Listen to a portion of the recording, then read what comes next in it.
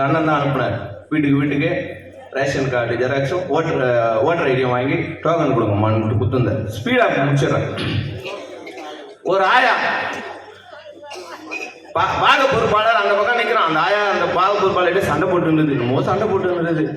அவன் என்ன பண்ணான், இப்படி கையை காமிச்சான். என்ன நான் நினச்சேன் ஏதோ நம்மளுக்கு திட்டம் போட்டான் இவன்.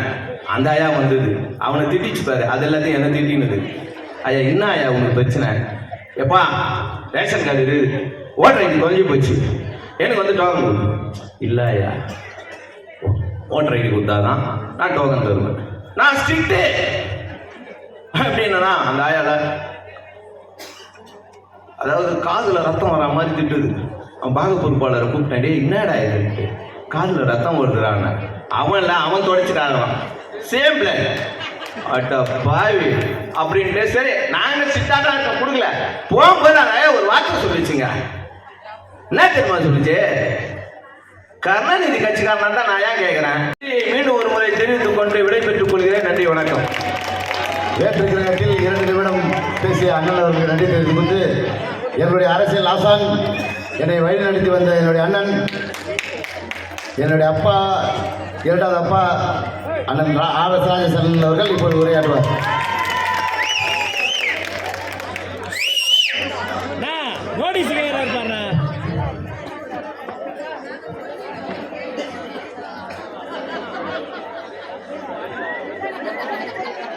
அனைவருக்கும் இனிய மாலை வணக்கம். 3 இடத்தில் என் மூச்சிருக்கும், முடிந்த பின்னாலும் என் பேச்சிருக்கும். மிகப்பெரிய அடையாளம் புரட்சித் தலைவர். வாழ்ந்தவர் கோடி, மறைந்தவர் கோடி, மக்கள் மனதில் நிற்பவர் யார்? தீர்க்கதரிசி, கடவுள், வள்ளல், எம்ஜிஆர். நன்றி.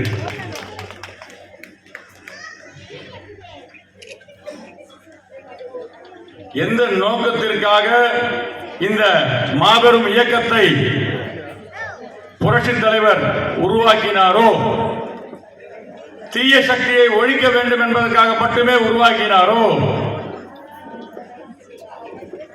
அந்த நோக்கம் நிறைவேற வேண்டுமா வேண்டாமா? சொல்லுங்கம்மா. நம்ம எல்லாம் நிம்மதியா இருக்குமா? அண்ணன் ரொம்ப வாங்கிக்கிறேன். 2 நாளா கஷ்டப்பட்டு அவருடைய வட்டத்தில் அவருக்கு கிடைக்கப்பட்ட இந்த பொன்னான புரட்சித் தலைவர் பிறந்தநாள் விழா கூட்டத்தை சீரும் சிறப்புமாக நம்முடைய சச்சின் மணியும் அவருடைய தந்தையார் வட்டக்கழக செயலாளர் இரவு பகல் பாராமல் கடினமாக உழைப்பை போட்டு, உணர்வு, ஒற்றுமை, பலம், அது அண்ணன் சொன்ன மாதிரி அதிமுக கட்சியில் மட்டும்தான் இருக்கும், கிடைக்கும். நகைச்சுவையா நம்முடைய ஐயப்பா வெங்கடேஷ் அண்ணன் வந்து ரத்தின சுருக்கமா நான் முடிச்சுட்டுமா நான் 2 நிமிஷம் 20 நிமிஷம் பேசிட்டேன். நம்முடைய அருமை அண்ணன் கழக வழக்கறிஞர் பிரிவு செயலாளர், நம்முடைய இயக்கத்திற்கு மிகப்பெரிய ஒரு ஆயுதம், போர்வால்,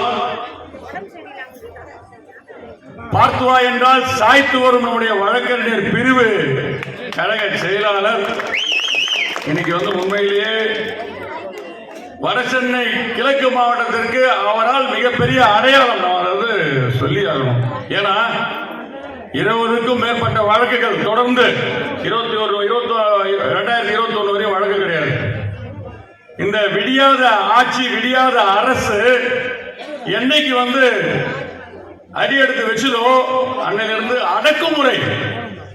எடப்பாடியாரும் வந்து மிகப்பெரிய ஒரு ஆளுமை, 4 ஆண்டு 2 மாத கால ஆட்சி, சீரும் சிறப்புமான ஆட்சி, அக்மார்க் முத்திரை பதித்த ஆட்சி. விமர்சனங்களை வந்து ஏத்துக்கிறது தான் வந்து ஆட்சியாளருடைய நிலையா இருக்கணும். அடக்குமுறை இருக்கக்கூடாது. பாத்தீங்கன்னா இவனுக்கு வந்து கண்டினியூவா எல்லாரையும் ஒரு அடக்குமுறையில அடக்கி வழக்குகள் கண்டினியூவா வழக்கு, ஒரு ஆர்ப்பாட்டமா இருந்தாலும் ஒரு போராட்டமா இருந்தாலும் மக்கள் நல பிரச்சனையா இருந்தாலும் நம்ம வந்து போராடுறோம் அப்படின்னா முடக்கி வந்து உடனே வந்து வழக்கு தொடுக்கிறது, அடக்குமுறையில் அடக்கி வைக்கிறது, இதெல்லாம் நம்மளோட நம்ம வடசென்னை கிழக்கு மாவட்டத்திற்கு ஒடுக்கி வச்சவர் வந்து திமுகவை ஒடுக்கி வைத்தவர் நம்முடைய அருமை அண்ணன் என்பவரை அவர்கள். வாக்காளர் பட்டியல் மிக முக்கியமான ஒரு அடையாளம். அந்த வாக்காளர் பட்டியல் விஷயத்துல நம்முடைய பொதுச் செயலாளரிடம் போய் முறையிட்ட உடனே நான் வாங்கிட்டு அவனுக்கு பர்மிஷன், நீ நடத்துறா வடசென்னை கிழக்கு மாவட்டத்துக்கு பர்மிஷன் வாங்கிட்டு. அதனால நீங்க எல்லாரும் பெரிய கரகோஷம் அவர் கொடுங்க. நம்ம பாதுகாப்பு இயக்கத்திற்கான பாதுகாப்பு.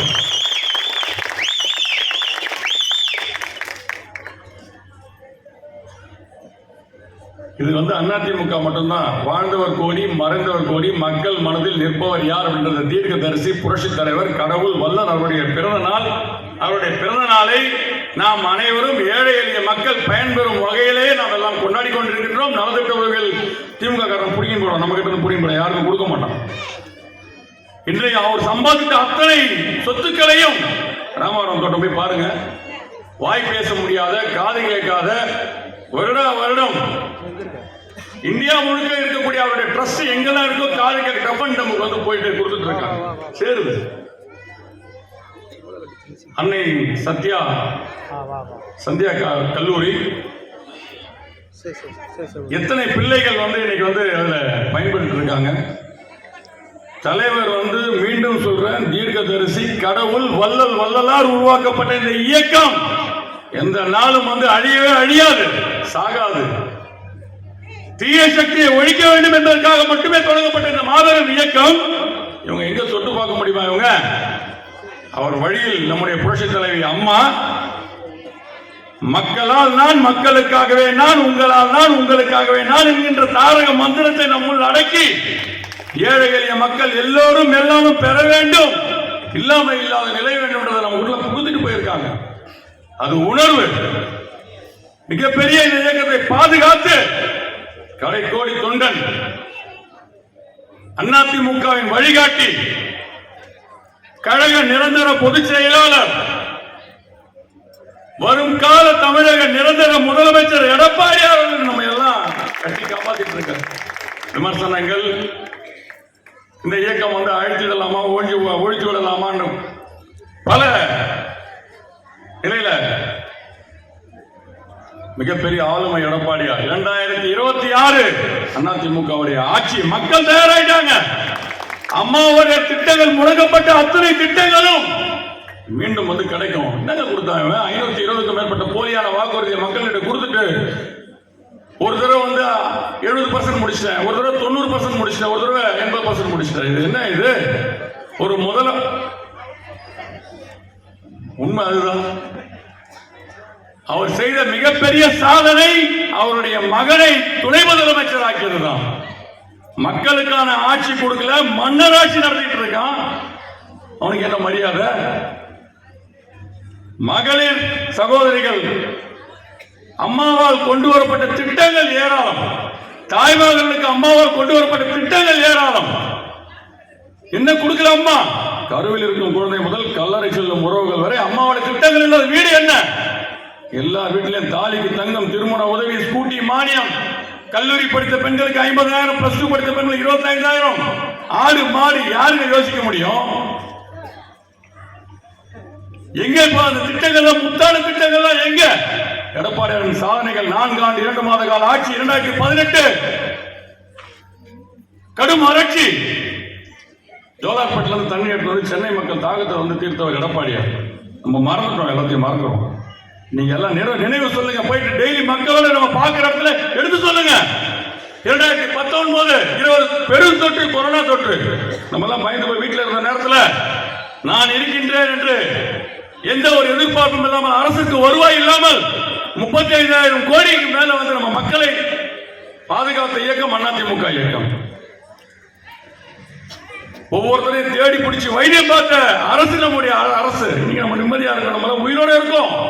கொரோனா தொற்றுல பாதித்து எத்தனையோ உறவுகள், காப்பாற்றப்பட்ட உறவுகள் இருக்காங்க. காலத்தின் அருமை. எடப்பாடியோட சாதனைகள் அதிகம். குடியமரத்து யோசிக்க முடியாத திட்டம். அம்மா மினி கிளினிக் 2000 மினி கிளினிக்க வந்து எங்க அம்மா மினி கிளினிக்கலாம்? மக்களை நாடி மருத்துவம் இந்த ரோட்ல, இந்த குடியிருப்பு இருக்கக்கூடிய பகுதியில் எத்தனை தடவை வண்டி வந்தது, எத்தனை பேருக்கு மருத்துவம் பார்த்தாங்க. ஏன்டா ஏமாத்துறீங்க மக்களை? சகோதரி சொன்ன மாதிரி இங்க இருக்கிற சட்டமன்ற உறுப்பினர், நாடாளுமன்ற உறுப்பினர், மாமன்ற உறுப்பினர் எங்க பார்த்தாலும் வந்து கலெக்ஷன், கரப்ஷன், கட்டிங் தான் வந்து அவருடைய நிலை. அதை தாண்டி நம்ம மக்கள், பெண்கள் பாதுகாப்பு இருக்கான்னு கேட்டா போதை கலாச்சாரம் உச்சபட்சத்தில் இருக்கு. மெத்தாபெட்டமைன் வந்து இந்த ஆட்சியில் தான் அடையாளம். நம்முடைய பெண் பிள்ளைகள் பாதுகாப்பு இருக்கான்னு கேட்டா பாதுகாப்பு இல்லை. இன்னைக்கும் வந்து யார் அந்த சார் அப்படின்ற ஒரு மிகப்பெரிய ஒரு கேள்விக்குறி போயிட்டு இருக்கு. அதற்கான அடையாளம் எடப்பாடியார். அவர் கொண்டு வந்த அந்த யார் அந்த சார் இன்னைக்கு வரைக்கும் விடை கிடைக்கல. பொய்யும் புரட்டும் எடுத்து மக்கள் யாரும் நம்ப தயாரா இல்லை. இன்னைக்கு நடக்கக்கூடிய இந்த கொடுங்கோல் ஆட்சி மிக விரைவில் கண்டிப்பாக மக்களால் ரெடி ஆயிட்டாங்க, தயாராயிட்டாங்க. எல்லா மக்களும் தயாராயிட்டாங்க. எப்படா 2026 வரும், அதுக்கு முன்னாடி இந்த ஆட்சி மாற்றத்திற்கான எதனா ஒரு நிலை வந்தா கூட சந்தோஷமா இருப்போம் அப்படின்றதுல எல்லா மக்களும் தயார் நிலையில் இருக்காங்க. அதனால அருள் கூர்ந்து காலத்தின் அருமை கருதி நம்ம தலைவருடைய பிறந்தநாள் விழா நம்ம கொண்டாடிட்டு இருக்கோம். அந்த விழால இத்தனை உறவுகள் வந்திருக்கக்கூடிய அத்தனை உறவுகள், ரத்தத்தின் ரத்தங்கள் எல்லோருமே இங்க வந்திருக்கக்கூடிய அத்தனை உறவுகளும் மாவட்ட நிர்வாகத்தின் சார்பில் ஏற்கனவே பகுதி கழக செயலாளர் வரவேற்பு ஆற்றினார். அருள் கூர்ந்து காலத்தின் அருமை கருதி எல்லோருடைய திருப்பெயரை சொன்னதாக எண்ணிக்கொண்டு நம்முடைய கழக வழக்கறிஞர் பிரிவு செயலர் அருமை அண்ணன் இன்பவரை அவர்கள் இன்று இந்த பெரம்பூர் பகுதியில் நம்முடைய தலைவருடைய பிறந்தநாள் விழா கூட்டத்தில் எழுச்சி உரையாற்ற இருக்கிறார். அவர்களை மாவட்ட நிர்வாகத்தின் சார்பில் வருக வருக என வரவேற்று பேச அழைக்கின்றேன்.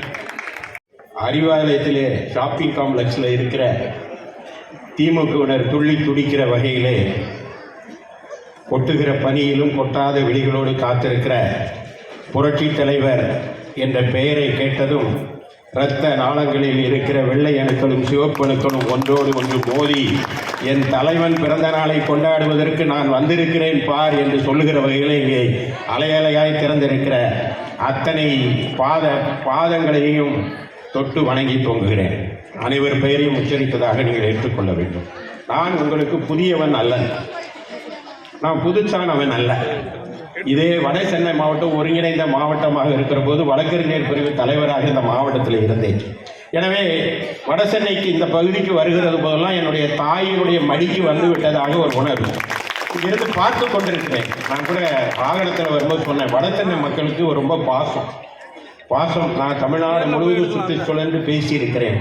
ஆனால் இந்த வடசென்னை பகுதி மக்களுக்கு மட்டும் இந்த உணர்ச்சியை மிக எளிதாக வெளிப்படுத்தி வருகிறவர்கள் கோபனாலும் சரி, தண்டையனாலும் சரி, அன்புனாலும் சரி, அவங்களை அடிச்சுக்க ஆள் கிடையாது.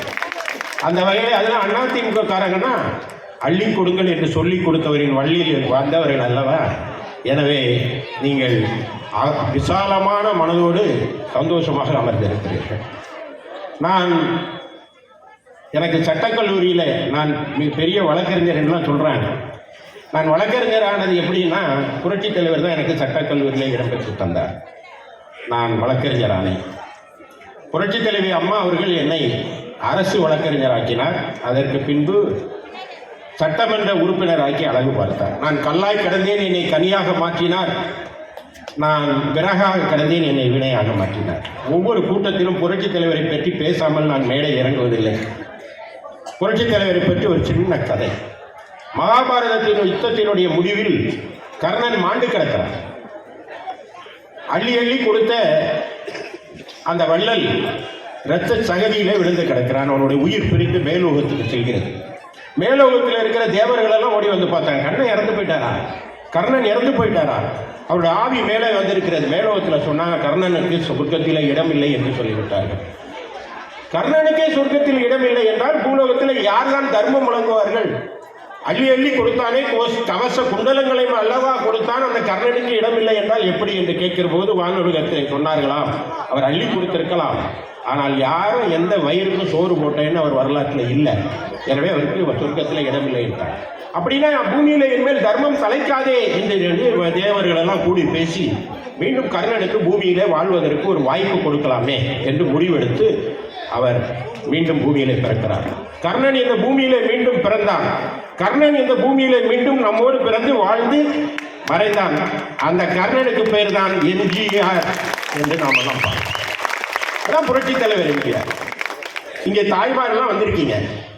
சின்ன பிள்ளைங்க வீட்டில் சாப்பிடலைன்னா என்ன பண்ணுவோம்? இடுப்பில் எடுத்து வச்சு வானத்தில் இருக்கிற சந்திரனை காட்டி, நிலாவை காட்டி, அம்புலியை காட்டி, சந்திரனை காட்டி சோறு ஊட்டுகிற பழக்கம் தாய்மாருக்கு உண்டு. அந்த சந்திரனை காட்டி சோறு ஊட்டிய தமிழ்நாட்டில் அந்த சந்திரனே ராமச்சந்திரனாக இறங்கி வந்து சோறு போட்டு பிள்ளைகளுக்கு இது வரல. புரட்சி தலைவர். இந்த புரட்சி தலைவரை பற்றி இன்றைக்கு முழுதும் பேசிக்கொண்டே இருக்கலாம். நான் வந்து சீக்கிரமா பேசணும்னு கேட்டேன். எனக்கு முன்னால் பேசுகிறவங்கலாம் முடிச்சிருவான்னு கேட்டு என் டைமை முடிச்சிட்டாங்க.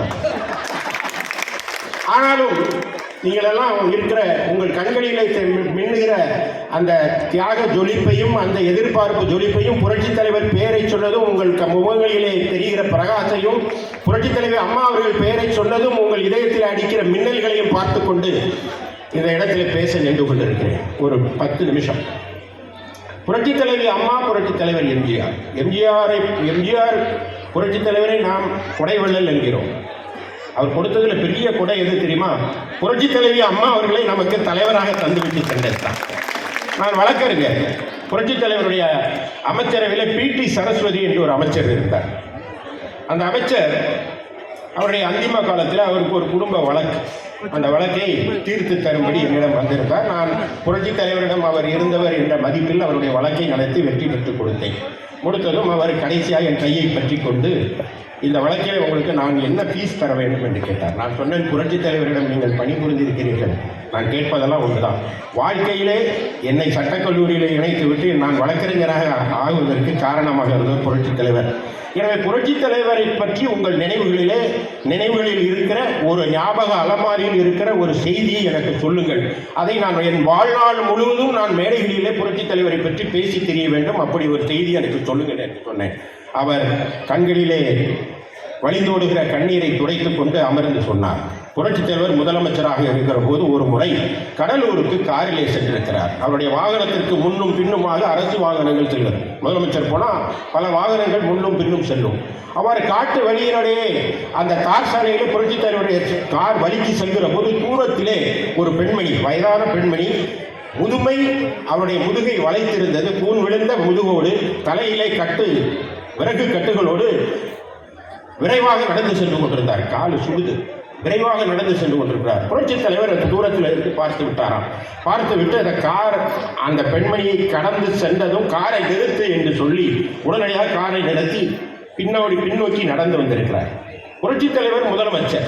அவர் இறங்கி நடந்து வந்ததும் அதிகாரிகள் பதறி போய் ஓடி போய் என்ன ஆயிடுச்சு என்று கேட்கிற போது அவர் நடந்து வந்து அந்த பெருமாட்டியை பார்த்து வணங்கி அவர் காலையே பார்த்து கொண்டிருந்திருக்கிறார். உடனே அங்கே இருந்த எல்லாரும் அவர் பக்கத்தில் வந்துட்டாங்க. அனைவருமே அதிகாரிகள் எல்லாம் ஆண்கள். அதில் பிடி சரஸ்வதி மட்டும் பெண். பிடி சரஸ்வதி காலை பார்க்கிறாராம், அந்த பெண்மணியோட காலை பார்க்கிறாராம். அந்த பெண்மணி சுடுகிற கொதிக்கிற வெயிலிலே தார் ரோட்டிலே நிற்க முடியாமல் காலை மாற்றி வைக்கிறது காட்சியை பார்த்து கொண்டிருந்துட்டு உடனடியாக அந்த செருப்பை கலட்டி அந்த பெண்மணிக்கு கொடுங்கள் என்று சொன்னாராம். உடனே சுப்புலட்சுமி அதை சரஸ்வதி அம்மாவுக்கு அந்த செருப்பு பேட்டால் வாங்கினது விலை உள்ளது. உடனே சொன்னாரா, தலைவரை என்னுடைய காரில் டிச்சியில் பாத்ரூம் சப்பல் ஒன்று வச்சிருக்கேன், அதை கொடுக்கவா, அதை எடுத்துகிட்டு வரேன், இதை கலற்றி கொடுங்கள் என்று உத்தரவிட்டிருக்கிறார். முதலமைச்சர் உத்தரவில்லையா? அரச கட்டளை அல்லவா? நான் ஆணையிட்டால் அது நடந்து விட்டால் இங்கு ஏழைகள் வேதனை படமாட்டார் என்று சொன்னார். உடனடியாக செயலிலே காட்டுகிறார். உடனே அந்த செருப்பை கலற்றி கொடுத்ததும் அந்த பெண்மணியிடம் கேட்டாராம், உங்களுடைய பேர் என்ன, எங்கிருந்து வருகிறீர்கள், உங்கள் குடும்பத்தினுடைய நிலை என்ன என்று கேட்கிற போது அந்த பெண்மணி சொன்னாராம், எனக்கு ஒரு மகன் இருக்கிறான், வீட்டிலே வயதான கணவர் இருக்கிறார், அவர் வயதாகி விட்டது, அவரால் உழைக்க முடியவில்லை, எனவே இந்த வேகாத வெயிலிலே இந்த மரக்கட்டைகளை, இந்த கள்ளிக்கட்டைகளை தூக்கி வந்து அதை விறகுகளுக்கு விற்றுதால் எங்கள் வயிற்றை நிரப்புகிறோம், இந்த விறகுகளை நாங்கள் பொறுக்கி வந்து ஊரில் விற்றால்தான் எங்கள் வீட்டில் அடுப்பு எரிகிற நிலைமை இருக்கிறது என்று சொன்னாராம். உடனே புரட்சித் தலைவர் கேட்டிருக்கிறார், உங்களுக்கு ஒரு மகன் இருக்கிறானே, அவன் என்ன செய்கிறான் என்றால், அவர் சொன்னாராம், அவருக்கு திருமணம் ஆகிவிட்டது, அவனுடைய பாடை பார்ப்பதே அவனுக்கு கஷ்டமாக இருக்கிறது, அவனுக்கு ஒரு குடும்பம் இருக்கிறது, பிள்ளை இருக்கிறது, மனைவி இருக்கிறார், எனவே எங்கள் வேகாத வெயிலே நாங்கள் பாடுபட்டுத்தான் எங்கள் குடும்பத்தை காப்பாற்ற முடியும் என்று சொன்னதும் புரட்சித் தலைவர் கண்கள் கலங்க அதிகாரிகளை பார்த்து உடனடியாக இந்த பெண்மணிக்கு இந்த தமிழக அரசு உதவி செய்ய வேண்டும், என்ன செய்வீர்கள் என்று கேட்டார். உடனடியாக முதியோர் உதவித்தொகை வழங்கலாம் என்று ஒரு அதிகாரி சொல்லியிருக்கிறார். உடனே அது மட்டுமல்லாமல் ஒரு வீடு ஒன்று வழங்கலாம் என்று ஒன்று உடனடியாக அந்த இடத்திலே என்று உத்தரவு போட்டவர் நம்முடைய புரட்சித் தலைவர். அவர் சும்மா பாடிட்டு போல, நான் ஆணையிட்டால் அது நடந்துவிட்டால் இங்கு வேலைகள் வேதனை படமாட்டார் என்று சொல்லிவிட்டு போகலை, உத்தரவு போட்டார். முதல்வன் ஒரு படம் பார்த்துருப்பீங்க, அதில் ஒரு நாள் முதலமைச்சர்னு ஒருத்தர் ஆன் த ஸ்பாட் உத்தரவு போடுவார், அதை அன்றே நடத்தி காட்டியவர் புரட்சித் தலைவர். இதை சொன்னது நான் எதுவும் கதை சொல்லலை, சொல்லுகிற போது அவர் அந்த சரஸ்வதி அவர்களுடைய கண்களிலிருந்து கண்ணீர் வருகிறது, என்னுடைய கண்களிலிருந்து இப்போதும் கண்ணீர் எட்டி பார்க்கிறது. அப்படிப்பட்ட ஒரு தலைவர், அவரை நாம் தலைவராக கொண்டிருந்தோம். நமக்கு இருக்கிற பாக்கியம் எல்லாம் புரட்சித் தலைவரை தலைவராக கொண்ட இயக்கத்திலே நாம் இருந்தோம், இருக்கிறோம், இருப்போம் என்பதுதான் அவர்கள் பெருமை. புரட்சித் தலைவர் உடனே உத்தரவை போட்டுவிட்டு அங்கிருந்து நகர்ந்து சென்று விட்டார். ஒரு மாதம் கழித்து அதே சாலையில் அமைச்சர் பிடி சரஸ்வதி காரிலே சென்று கொண்டிருக்கிறார். அதே பாட்டி, அதே காலிலே இவர் கொடுத்த செருப்பு, தலையிலே ஒரு அந்த விறகு கட்டை வைத்துக் கொண்டு நடந்து செல்கிறார். இந்த அம்மாவுக்கு ஆச்சரியம், நம்ம தான் 1000 ரூபா முதியோர் உதவித்தொகை வழங்கியிருக்கோம், வீடு கொடுத்துருக்கோம், திருப்பியும் இந்த அம்மா இப்படி போகுதே என்று சொல்லி காரை நிறுத்த சொல்லி இறங்கி போய், பாட்டி நன்றாக இருக்கிறேன், மவராசன் தயவில் நன்றாக இருக்கிறேன் சொன்னார். நன்றாக இருக்கேன், சரி, வீட்டில் பையன் நல்லா இருக்கும், உங்கள் பிள்ளைகள் நன்றாக இருக்கிறார்களா? புரட்சித் தலைவர் வாழ்ந்தது ராமாவரம் தோட்டம், அது செங்கல்பட்டு மாவட்டம். அது ஏன் செங்கை மாவட்டம் என்று அழைக்கப்படுகிறது தெரியுமா? கொடுத்து கொடுத்து சிவந்த கரங்களுக்கு சொந்தக்காரரான புரட்சித் தலைவர் வாழுகிற ராமாவரம் செங்கல்பட்டு மாவட்டத்தில் இருக்கிறதுனால் அது செங்கை மாவட்டம் முன்னேற்றத்திற்கு வழிகோலியது. அந்த படத்திற்கு தயாரிப்பாளரோட அக்ரிமெண்ட் போடுகிற போது, ஒப்பந்தம் போடுகிற போது புரட்சித் தலைவர் அதில் மேலே அந்த அக்ரிமெண்ட் சைன் பண்ணுறதுக்கு முன்னாடி அந்த அக்ரிமெண்ட்டில் மேலே முருகன் துணை என்று எழுதினார் என்று படித்தேன். இன்றைக்கு தான் படித்தேன். புரட்சி எவ்வளோ பெரிய தீர்க்கதரிசி, முருகன் துணை என்று எதுக்கு எழுதினான்னு நான் நினைக்கிறேன்னா, நாளைக்கு இந்த இயக்கத்தை நம்முடைய காலத்திற்கு பிறகு, புரட்சி தலைவி காலத்திற்கு பிறகு அழித்து வருவார்கள். அப்பொழுது இந்த இயக்கத்தை காப்பிப்பதற்கு முருகன் என்று ஒருவர் வருவான் என்று அவர் உணர்ந்திருக்கிறார். எதற்காக சொல்கிறார் என்றால், நம்முடைய தலைவர் பெயர் என்ன? பொதுச்செயலாளர் எடப்பாடி பழனிசாமி. பழனிசாமி யாரு? முருகன். எனவே முருகன் துணை என்று அன்றைக்கு எழுதியிருக்கிறார் என்று எண்ணுகிற எண்ண ஓட்டம் என்னுடைய சிந்தனையில் வந்தது. அப்படிப்பட்ட இயக்கம் அனைத்து இந்திய அண்ணா திமுக கொள்கை என்னன்னா, பெரியார் என்னுடைய பிதாமகர். சரி, பெரியாருடைய கொள்கைகள் என்ன? பெண்ணடிமைத்தன ஒழிப்பு, மூட நம்பிக்கை ஒழிப்பு, கடவுள் மறுப்பு கொள்கை, அப்லிப்டிங் ஆஃப் டவுன் ராடர், அடிமை தலையிலே இருக்கிறவர்களை முன்னேற்றும். இதில் கடவுள் மறுப்பு கொள்கைகளை மட்டும் நாங்கள் வேறுபடுகிறோம். அதில் ஒரு நெகிழ்வுத்தன்மை கொண்டிருக்கிறோம். நான் ஏற்கனவே சொன்ன புரட்சித் தலைவர் முருகன் துணை என்று எழுதியிருக்கிறார். புரட்சித் தலைவி அம்மா ஆலயங்களுக்கு சென்று வந்தார். நம்ம அண்ணன் எடப்பாடி பழனிசாமி அவர்கள் ஆலயங்களுக்கு செல்வார். நாம் அனைவருக்குமே இறை நம்பிக்கை இருக்கிறது. பல்வேறு மதத்தை சேர்ந்தவர் இங்கே உட்கார்ந்துருக்கிறோம். ஆக இறை நம்பிக்கை நமக்கு எப்படி வந்தது? அது என்ன, பெரியாரை நீங்கள் பின்பற்றுகிறீர்கள், ஆனால் சாமி மூலம் கும்பிடுவோம் என்று சொல்கிறது உங்களுக்கு விசித்திரமாக இல்லையா என்று கேட்பவர்களுக்கு ஒரு பதில் இருக்கிறது. இறைவன் ஒருவன் இருக்கிறான் என்று, இறைவன் இல்லை என்றார் பெரியார், இருக்கிறான் என்று நமக்கு சொல்லி தந்தவர் பேரறிஞர் அண்ணா. அவர் சொன்னார், ஏழைகளின் சிரிப்பில் இறைவனை காண்போம் என்று சொன்னார். ஆக ஏழைகள் சிரித்தால் அங்கு இறைவன் ஒருவன் இருக்கிறான், அவன் ஏழைகள் சிரிப்பில் இருக்கிறார். அப்ப ஏழைகள் எவ்வாறு சிரிப்பார் என்று பார்த்தால், இப்ப சொன்னார கொஞ்சம் முந்தி சொன்னார், டபுள்ஸ்ல போறது சைக்கிள் ஏழைகளின் வாகனம், அதில் தனியாக தான் போக முடியும். புரட்சித் தலைவர் ஆட்சிக்கு வந்த பிறகுதான் டபுள்ஸ் போலாங்கிற சட்டத்தை கொண்டு வந்தார். அது மட்டும் இல்லை, சத்துணவு திட்டத்தை கொண்டு வந்தார். அப்பெல்லாம் குடிசைகள் நிறைந்திருக்கும். தமிழ்நாடு முழுவதும் குடிசைகள் அதிகமாக இருக்கும். கல் வீடுகள், மச்சு வீடுகள் குறைவாகத்தான் இருக்கும். ஆனால் குடிசை வீட்டுக்கு விளக்கு, மின்சார கனெக்ஷன் தரமாட்டார்கள். ஆக மாலை நிலா ஏழை என்றால் வெளிச்சம் தர மறுத்து விடுமா என்று அவர் புரட்சி தலைவர் பாடுறார். எப்படி? மாலை நிலா ஏழை என்றால் வெளிச்சம் தர மறுத்து விடுமா. மாலையில் நிலா வரும், அது வெளிச்சம் தரும். எங்க இருக்கும் அந்த வெளிச்சம்னா தெருவில் இருக்கும், மொத்தத்தில் இருக்கும். ஆனால் குடிசை வீட்டுக்குள் வராது. ஆக இருள் கவிழ்ந்து விட்டால் 6 மணிக்கு மேல் வீட்டுகளுக்குள் இருள் கவிழ்ந்து விடும், வீட்டுக்கு வராது. அப்போ மாலை நிலா ஏழை என்றால் வெளிச்சம் தர மறுத்து விடுமா என்று பாடிய தலைவன் ஆட்சிக்கு வந்து விட்டார். நான் ஆணையிட்டால் அது நடந்து விட்டால் இங்கு ஏழைகள் வேதனைப்பட மாட்டார் என்பது அவருடைய பாட்டு. ஆனால் வீட்டுக்கு வெளிச்சம் வரவில்லை. யோசித்தான் நம் தலைவன், போட்டான் ஒரு உத்தரவு. குடிசை வீட்டுக்கும் ஒரு குண்டு பல்பு என்று ஒரு உத்தரவு போட்டான். எனவே வீடுகளிலே குடிசை வீடுகளை விளக்கெறிந்தது. எனவே தான் அவரை ஒளி விளக்கு என்று அழைக்கிறோம். அப்படிப்பட்ட பெருமை மிக்க தலைவர் நம்முடைய தலைவர், புரட்சி தலைவர். அவருடைய வழியிலே வந்தவர்கள் இன்றைக்கு பெரியாரை இழுத்து பேசுகிறார்கள். அவர் பேசுவதனால் என்ன பலன் என்று கேட்டால் யாருக்கும் சொல்ல தெரியல. எதற்காக இதை பேசுகிறார் என்றால், யார் சார் என்று நாம் கேட்கிறோம் அல்லவா, யார் அந்த சார்? அதை மறக்கடிக்கிறதுக்கு ஒரு பக்கம் பெரியாருங்கிறான், இன்னொரு பக்கம் பிரபாகரன்கிறான். பிரபாகரனை சீமான் சந்தித்தாரா இல்லையா? இது ஒரு தேவையா? அதனால இந்த நாட்டுக்கு என்ன நன்மை நடக்க போகுது? இன்னைக்கு ஏழைகள் வீட்டில் விளக்கெரியவில்லை, ஏழைகள் வீட்டில் அடுப்பெரியவில்லை. எந்த வீட்டிலும் அடுப்பு எரியாத நிலை இருக்கக்கூடாது என்பதற்காக 20 கிலோ அரிசியை விலையில்லாமல் தந்தவர் நம்முடைய புரட்சி தலைவி பேரறிஞர் அண்ணா, நம்முடைய வழிகாட்டி. அவர் சொன்னார், படியரிசி திட்டம் என்று ஒன்று கொண்டு வந்தார். அவர் சொன்னார், 1 படி நிச்சயம் 3 படி லட்சியம் என்று சொன்னார். அந்த காலத்தில் சாப்பிட வகையிலே இல்லாமல் எத்தனை வீடுகளிலே பூனை, அடுப்பிலே பூனை உறங்குகிற காலம் ஒன்று இருந்தது. அரிசி கொடுத்தவர், அதுக்கு 1 படி மேலே போய் நம்முடைய புரட்சி தலைவி அம்மா 20 கிலோ அரிசியை தந்த அருள் அரிசி நம்முடைய அம்மா. எனவேதான் அவரை இன்னைக்கு அவர் பேசும்போது நம் கண்களிலே பனித்துளிகள் எட்டி பார்க்கிறது. ஆக அப்படிப்பட்ட ஒரு இயக்கம், அந்த இயக்கத்தின் சார்பிலே இந்த கூட்டம் நடைபெற்றுக் கொண்டிருக்கிறது. காலத்தின் அருமைகளில் ஒரே ஒரு கதையை மட்டும் சொல்லி இந்த ஆட்சியினுடைய நிலைமையை எடுத்துக்காட்ட விரும்புகிறேன். ஒரு ஊரில் ஒரு இன்ஜினியர், வேலை இல்லாத இன்ஜினியர் இருந்தார். அவர் பார்த்தாரு, அவருக்கு எங்கேயுமே வேலை கிடைக்கல. உடனடியாக அவர் ஏதாவது ஒரு வகையில் அவருக்கு வருமானம் ஈட்ட வேண்டும் என்ற ஒரு நிலை இருந்ததும், ஒரு நாள் காலையில் வீட்டு வாசலில் ஒரு போர்டு எழுதிட்டார். அவர் பேரை போட்டு, மருத்துவர் ஷோ, இங்கே சகல விதமான நோய்களுக்கும் மருத்துவம் பார்க்கப்படும், நோய் குணமானால் ரூபாய் 500 தர வேண்டும், உங்கள் நோய் குணமாகாவிட்டால் 1000 ரூபாய் திருப்பி தரப்படும். இதான் அவரை வச்ச போர்டு.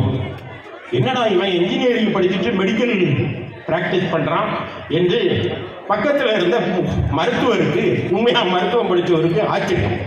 உடனே அவர் இவன் எப்படி தான் ப்ராக்டிஸ் பண்ணுறான் பார்த்துக்கலாம் அப்படின்னு சொல்லி அந்த மருத்துவரோட கிளினிக், போலி மருத்துவர் கிளினிக்கு போய், டாக்டர், எஸ், எனக்கு நாக்கில் சுவையே இல்லை, தெரியல, எனவே என்னோட நாக்கு எதை சாப்பிட்டாலும் சுவை இல்லாமல் இருக்கு, அதுக்கு ஒரு மருந்து தரீங்களா என்று கேட்குறது.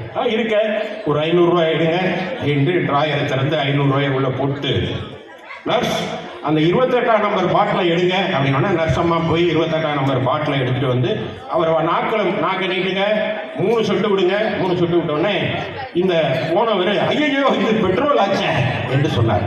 உங்கள் நாக்கு சரியாக வேலை செய்து, அதனால் 500 ரூபாய் சரியாக எடுத்து போங்கட்டார். வீட்டுக்கு போயிட்டார். அவருக்கு தாங்க முடியல, நம்ம டாக்டர் நம்மளே ஏமாற்றிட்டான், எப்படி அவரை விடக்கூடாது, மீண்டும் ஒரு முறை அவரிடத்தை பார்த்துடலாம் அப்படின்னு மீண்டும் அவர் வீட்டுக்கு போய் அவருடைய இதுக்கு போய், டாக்டர் எனக்கு இப்போ சொல்லுங்க, 500 ரூபாய் எடுங்க, என்ன வியாதி? எனக்கு ஞாபக மருதி ஜாஸ்தியாச்சு டாக்டர், உன்னுடைய அதுக்கு ஒரு மருந்து கொடுத்தீங்கன்னா பரவாயில்ல. 500 ரூபாய் எடுங்க சார். ராயரை திறந்தாரு, 500 ரூபாயை உள்ள கூட வச்சாரு, டக்குன்னு கூட்டினாரு. நர்ஸ் அந்த 28ஆம் நம்பர் பாட்டிலை எடுங்கன்னு சொன்னதும் இவர் சொன்னார், ஐயோ இது பெட்ரோல் ஆச்சா, என்னோட உங்கள் ஞாபக மருதி குணமாயிடுச்சு, போயிட்டு வாங்க. இவரால் தாங்க முடியல. உடனே பலமாக யோசனை பண்ணி மீண்டும் அந்த மருத்துவரை, போலி மருத்துவரை இப்போ விடவே கூடாது, இந்த முறை அவர் எப்படியாவது மடக்கிடணும் அப்படின்னு அவர் வீட்டுக்கு போய் அவருடைய கிளினிக்கு போயிருக்கார். அவர் சொன்னாராம், டாக்டர் டாக்டர் இருக்கீங்களா அப்படின்னு கேட்டுருக்கார். ஏங்க இருக்கிறேன், என்ன பிரச்சனை? எனக்கு இப்போ கண்ணு சரியாக தெரிறதில்லை, அதனால் இது கண்ணை குணமாக்குறதுக்கு பார்வையை கொஞ்சம் கொஞ்சமாக இழந்துட்டு இருக்கேன், எல்லாம் மங்களாக தான் தெரியுது, எனவே பார்வையை குணமாக்குறதுக்கு ஒரு மருந்து தாங்க டாக்டர் என்று சொன்னதும் அவர் சொன்னாராம், இதுக்கு என்கிட்ட மருந்து இல்லை என்று சொல்லி ட்ராயரை திறந்து, அவர் ஏற்கனவே சொல்லியிருக்காரு என்கிட்ட மருந்து இல்லைன்னா 1000 ரூபா தரேன்னு சொல்லியிருக்காருல்ல, ட்ராயரை திறந்து ரூபா நோட்டை எடுத்து கொடுத்துருக்காரு. உடனே கண்ணு தெரியாமல் போனவர் அதை பார்த்துட்டு, ஏன்டா இது 500 ரூபா தானே என்று கேட்டதும், உங்கள் கண்ணு குணமாயிடுச்சு, அதை கொண்டாங்க, இன்னொரு 500 கொண்டாங்கன்னு வாங்கி ட்ராயரில் போட்டு அனுப்பிச்சாங்க. வேடிக்கைக்காக இந்த கதையை சொன்னாலும் தமிழ்நாட்டில் நடந்து கொண்டிருக்கிற திமுக ஆட்சி அதைத்தான் மக்களிடம் செய்து கொண்டிருக்கிறது. உங்கள்கிட்ட என்ன சொன்னாங்க? நீட் தேர்வை ரத்து செய்துவிடேன்னு சொன்னாங்க. அது ரகசியம் தெரியும்னு சொன்னாங்க. அதுக்கான மனுவெல்லாம் வாங்கினாங்க. இப்போ என்ன சொல்கிறாங்க? மத்தியில் அவங்க கூட்டணி அரசு வந்தால் தான் ரத்து செய்ய முடியும், அது நீதிமன்றத்தால் ஆணை அளிக்கப்பட்டிருக்கிறது என்று சொல்கிறார். எவ்வளோ பெரிய போலி மருத்துவனா இந்த தாளில் இன்றைக்கு ஆட்சியிலே கொள்ளை குடிமரத்தின் கீழ் அமர்ந்திருக்கிற இந்த அரசு எவ்வளவு மோசடி அரசு! அது மட்டுமா? கல்வி கடன் ரத்து இங்கே பண்ணாங்களா? இல்லை. மீட்டர் ரீடிங் மாதம் மாதம் எடுப்பேன்னு சொன்னாங்க, எங்கேயாவது பண்ணாங்களா? இல்லை. மீட்டர் ரீடிங் இப்போலாம் எலக்ட்ரிசிட்டி பில்லு வீட்டு வாடகையோட அதிகமாக வருது. அப்படிப்பட்ட ஒரு வினோதமான அரசாங்கத்தை ஸ்டாலின் நடத்தி கொண்டிருக்கிறார். ஏதாவது இருந்துச்சா? இல்லை. வரி புயல வரி போடுறாங்க, குப்பைக்கு வரி போட்டிருக்காங்க. சகோதரி சொன்னார், குப்பைக்கு வரி போட்டாங்க. நான் கூட சட்டமன்றத்தில் பேசினேன், அதிமுக அரசுல வரி கிடையாது. வரி இல்லாத ஒரு அரசாங்கத்தை நடத்தியது அதிமுக. அதிமுக ஆட்சியில் இருந்தா வரி போட்டாங்களா? நான் சட்டமன்றத்தில் பேசினேன், வரியே இல்லை. என்ன எதிர்கட்சியிலேருந்து ஒருத்தன் எழுதி கேட்டான், அப்போ வரி எங்கே தான் இருக்கு அப்படின்னு கேட்டான். நான் சொன்னேன், வண்டலூருக்கு போய் பாரு, அங்கே ஜூல வரி புள்ளிக்கு மேலே வரி இருக்கும், அதான் வரி தமிழ்நாட்டில் என்று சொன்னேன். வேடிக்கைக்காக சொல்லவில்லை. வரி போடாத ஒரு அரசாங்கத்தை நம்முடைய அதிமுக அரசாங்கம் தான் நடத்தியது. ஆனால் யாரும் வாழ முடியாத ஒரு சூழ்நிலையிலே தமிழ் இன்னைக்கு பிள்ளையை பெற்றவர்கள், ஒரு பெண் பிள்ளை வளர்ந்தால் அந்த வளர்ந்த ஆளாகிற போது அந்த பிள்ளையை எப்படி திருமணம் செய்து கொடுப்போம் என்று அஞ்சுகிற காலம் ஒன்று இருந்தது. ஆனால் புரட்சி தலைவி அம்மா காலத்தில், நான் இருக்கிறேன் தாயாய் அந்த பிள்ளைக்கு சீர்தருகிறேன் என்று தாலிக்கு தங்கம் தந்த, இப்ப இருக்கிற தங்கத்தை புடுங்கிட்டு போற ஆட்சியா இந்த அரசாங்கம். எனவே இந்த அரசாங்கம் வீட்டுக்கு போக வேண்டுமானால் நீங்க என்ன பண்ணணும்? கை தட்டிட்டு வீட்டுக்கு போயிருவீங்களா? போய் திண்ணைகளை அமர்ந்து ஒவ்வொரு வீட்டிலும் சொல்லுங்க. இப்போ வர்ற தேர்தலில் நான் எம்எல்ஏ ஆயிடலாம், அண்ணன் எம்எல்ஏ ஆயிடலாம், இங்கே இருக்கிறவங்கெல்லாம் எம்எல்ஏ ஆயிடலாம்.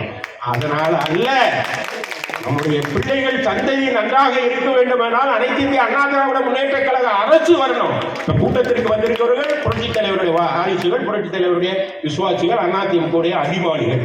ஆனால் பூட்டிய கதவுக்கு பின்னால் திறந்த இதயங்களோடு இந்த கேடுகட்ட ஆட்சி வீழ்ந்து விடாதா என்று ஏங்கிக் கொண்டிருக்கிற ஆயிரமாய் லட்சக்கணக்காய் தமிழகத்தில் இருக்கிற அத்தனை வீடுகளுக்கும் செல்லுங்கள், அத்தனை பேருடைய வீடுகளுக்கும் செல்லுங்கள். திண்ணை பிரச்சாரம் மேற்கொள்ளுங்கள். அதிமுக ஆட்சியை மீண்டும் தமிழகத்திலே கொண்டு வாருங்கள். இன்னைக்கு இந்த வேட்டி கட்டி கொண்டு தெரிகிறோம் என்றால் அதற்கு காரணம் புரட்சி தலைவர், புரட்சி தலைவி அம்மா, அண்ணன் எடப்பாடியார். இந்த அரசு, இந்த ஆட்சி மீண்டும் தமிழகத்திலே வர வேண்டும் என்றால் உங்கள் அனைவருடைய ஆதரவை தர வேண்டும். அதற்கு உங்கள் அனைவருடைய ஒத்துழைப்பு என்றென்றைக்கும் இருக்க வேண்டும் என்று கேட்டு, இவ்வளவு அருமையா பொறுமையா இருந்து கேட்ட உங்கள் அனைவருடைய பாதங்களிலும் எனது தலையை சாய்த்து நன்றி சொல்லி விடைபெறுகிறேன். வணக்கம்.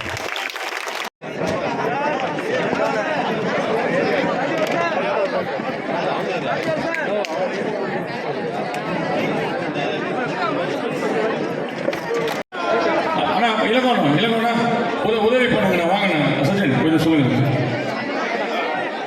பாப்பா, நம்முடைய பிரசாத் அவர்கள் 2 நாள் தூங்காம இளைஞரணி மாவட்ட இணைச் செயலாளர் அவர்கள் சால்வை அளிக்கிறார்.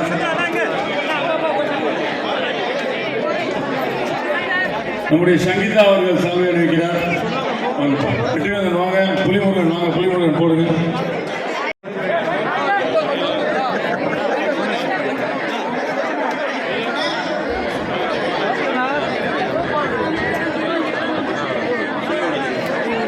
நம்முடைய தாண்டவமூர்த்தி அவர்கள் சால்வை அணிவித்தார். நன்றி. வாங்க போடுங்க, சீக்கிரம் போடுங்க.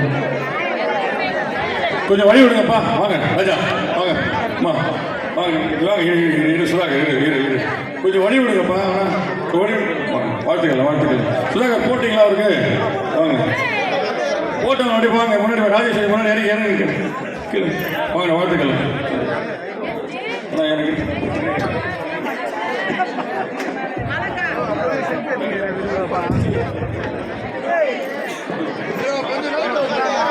கீழே வந்து ராஜா பிராங்க்லின் வாங்கம்மா. சுதாகர் கொடுப்பா. மனோவா சரி வாங்க போடுங்கம்மா போட்டியா போனா போட்டியில் வெற்றி வந்தாங்க வாங்க வாங்க லைன் வாங்க ரமேஷ் போடுங்க மாணவர் நீ கௌரி சங்கர் வரலையாப்பா நீங்க போடுங்க சாப்பிட போடுங்க வாங்க செந்தில் வாங்க பகுதிக்காக சில செந்தில் அவர்கள் வருங்க சேகரிடம் போடுங்க சால்வ போடுங்க மட்டக்காக சில கொடுத்துடலாம் நம்ம கொடுத்துலாம் நல்ல உதவி எடுத்துருவாங்கப்பா அந்த இது தையல் மிஷின் மாதிரி எடுத்துருவாங்க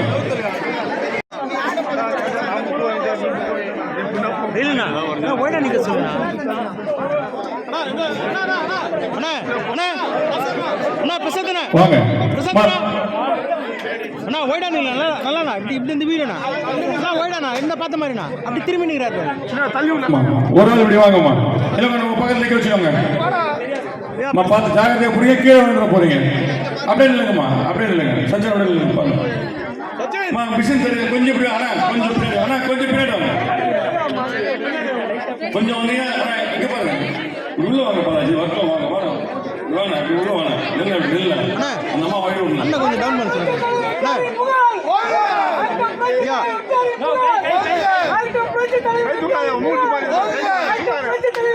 வாழ்த்துக்கள்மா அதிமுக மட்டுமா இந்த மாதிரி ஒரு நல உதவிகள் மக்களுக்கான பணிகள் மக்களுக்கான நலத்திட்டங்கள் கொடுக்கும் விடியாத அரசு இதை எடுத்துட்டு போயிடுவாங்க வீட்டுக்கு எடுத்துட்டு போயிடுவாங்க ஜாகிரதையா எடுத்துட்டு போங்க தள்ளி நின்று சச்சின் எல்லாரும் நிக்க வைங்க நான் நிக்கிறேன்ப்பா நிக்க வைங்க எப்ப நான் நிக்கிறேன் இங்கண்ணா தாய்மாரெல்லாம் பின்னாடி போவாங்க முன்னாடி கொஞ்சம் வாழ்த்துக்கள்மா சிறப்பு பாதுகாப்பா எல்லாம் உங்களுக்கு வந்து அறிவுறுத்தலின்படி மாநில வழக்கறிஞருடைய செயலாளர் அன்புக்கணி அண்ணன் இன்பத்துறை அவர்கள் சால்வை அணிவித்து வாழ்த்து தெரிவிக்கிறார்கள். சச்சின்